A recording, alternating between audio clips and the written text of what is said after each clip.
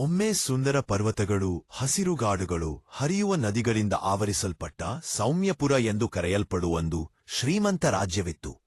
ಆ ರಾಜ್ಯದ ರಾಜನ ಹೆಸರು ಧರ್ಮವರ್ಧನ ಮಹಾರಾಜ.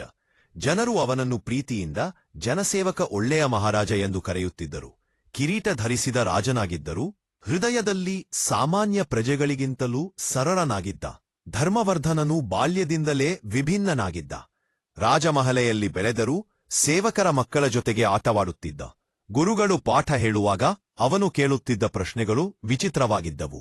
ಗುರುಗಳೇ, ಪುಸ್ತಕದಲ್ಲಿರುವ ನ್ಯಾಯಕ್ಕಿಂತ ಜನರ ಕಷ್ಟ ದೊಡ್ಡದಾದ್ರೆ ನಾವು ಏನು ಮಾಡಬೇಕು? ಗುರುಗಳು ನಗು ಮುಗಿದು ಹೇಳುತ್ತಿದ್ದರು, ನಿಜವಾದ ರಾಜನಾಗುವುದಕ್ಕೆ ಇದೇ ಮೊದಲ ಗುರುತು. ಅವನ ತಂದೆ ವೀರಸೇನ ಮಹಾರಾಜ ಕಠಿಣ ಆದರೆ ನ್ಯಾಯನಿಷ್ಠ ರಾಜನಾಗಿದ್ದರು. ಅವರು ಮಗನಿಗೆ ಯಾವಾಗಲೂ ಒಂದು ಮಾತು ಹೇಳುತ್ತಿದ್ದರು, ರಾಜ್ಯ ನಂದದು ಅಲ್ಲ, ಜನರದು. ರಾಜನು ಕೇವಲ ಅದರ ಸೇವಕ. ಈ ಮಾತು ಧರ್ಮವರ್ಧನನ ಹೃದಯದೊಳಗೆ ಆಳವಾಗಿ ನೆಲೆಸಿತು. ಸೌಮ್ಯಪುರದಲ್ಲಿ ಹಬ್ಬದ ವಾತಾವರಣ ಇತ್ತು. ಆದರೆ ಕಿರೀಟ ಧರಿಸಿದ ಕೂಡಲೇ ಧರ್ಮವರ್ಧನ ಮಾಡಿದ ಮೊದಲ ಕೆಲಸ ವಿಚಿತ್ರವಾದಿತ್ತು.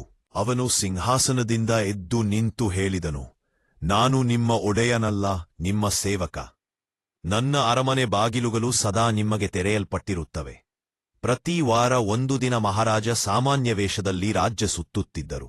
ಅವರು ರೈತರ ಹೊಲಗಳಿಗೆ ಹೋಗಿ ಬೆಳೆದ ಬೆಳೆ ನೋಡುತ್ತಿದ್ದರು. ಕಾರ್ಮಿಕರೊಂದಿಗೆ ಊಟ ಮಾಡುತ್ತಿದ್ದರು. ವೃದ್ಧರ ಕಷ್ಟ ಕೇಳುತ್ತಿದ್ದರು. ಯಾರಿಗೂ ಅವರು ರಾಜನಾಗಿದ್ದಾರೆ ಎಂಬುದು ಗೊತ್ತಾಗದೆ ಕೇವಲ ಒಳ್ಳೆಯ ಮನುಷ್ಯ ಎಂದು ಮಾತ್ರ ತಿಳಿದಿರುತ್ತಿತ್ತು. ಮಳೆ ಸುರಿಯದೆ ಬೆಳೆ ನಾಶವಾಯಿತು. ರಾಜಭವನದ ಖಜಾನೆಯಲ್ಲಿ ಸಾಕಷ್ಟು ಸಂಪತ್ತು ಇದ್ದರು. ಧರ್ಮವರ್ಧನನಿಗೆ ರಾತ್ರಿ ನಿದ್ರೆ ಬರಲಿಲ್ಲ. ಖಜಾನೆಯ ಬಂಗಾರಕ್ಕಿಂತ ಜನರ ಹೊಟ್ಟೆ ಮುಖ್ಯ. ಅಗತ್ಯವಿದ್ದರೆ ನನ್ನ ಕಿರೀಟವನ್ನೇ ಮಾರುತ್ತೇನೆ ಎಂದು ಅವರು ಘೋಷಿಸಿದರು. ಅವರು ತೆರಿಗೆಗಳನ್ನು ರದ್ದುಗೊಳಿಸಿದರು. ಧಾನ್ಯಗಳ ಗೋದಾಮುಗಳನ್ನು ಜನರಿಗೆ ತೆರೆದರು. ತಾವೇ ಸರಳ ಆಹಾರ ಸೇವಿಸಿದರು. ಈ ಸಮಯದಲ್ಲಿ ಅವರ ಸರ್ವಾಧಿಕಾರಿಗಳು ಭೀತಿಯಿಂದ ಕೇಳಿದರು. ಧರ್ಮವರ್ಧನ ನಗೆ ಮಾಡುತ್ತಾ ಹೇಳಿದರು, ಜನ ಎದ್ದರೆ ರಾಜ್ಯ ತುಂಬಿರುತ್ತದೆ. ಜನ ಇಲ್ಲದೆ ಬಂಗಾರ ಏನು ಮಾಡ್ತದ್ದೆ?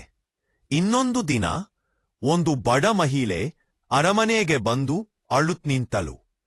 ಕಾಯುಗಲೇ ಅವಳನ್ನು ತಡೆಯಲು ಪ್ರಯತ್ನಿಸಿದರು. ಕೊನೆಗೆ ಅಧಿಕಾರಿಗಳ ಅಜಾಗೃತಿಯಿಂದ ಅನ್ಯಾಯ ನಡೆದಿರುವುದು ಗೊತ್ತಾಯಿತು. ತಪ್ಪಿತಸ್ಥರಿಗೆ ಶಿಕ್ಷೆ ವಿಧಿಸಿ ಆ ಬಡ ಮಹಿಳೆಗೆ ನ್ಯಾಯ ಒದಗಿಸಿದರು.